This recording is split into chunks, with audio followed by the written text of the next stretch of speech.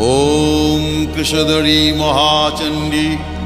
मुक्तकेशी वलिप्रिये कुलाचार प्रसन्यास्ये नमस्ते शङ्करप्रिये घोरदंष्ट्रे कोटराक्षी कीटी शब्दप्रसादिनी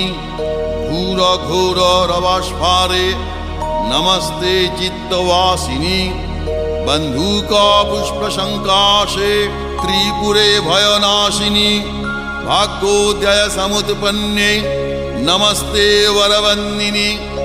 जय देवी जगद्धात्री त्रिपुराद्ये त्रिदेवते भक्तेभ्य वरदे देवी महिषग्नि नमोस्तुते घोर विघ्न विनाशाय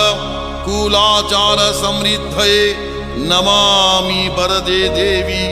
मुंडमाला विभूषणे रक्तधारा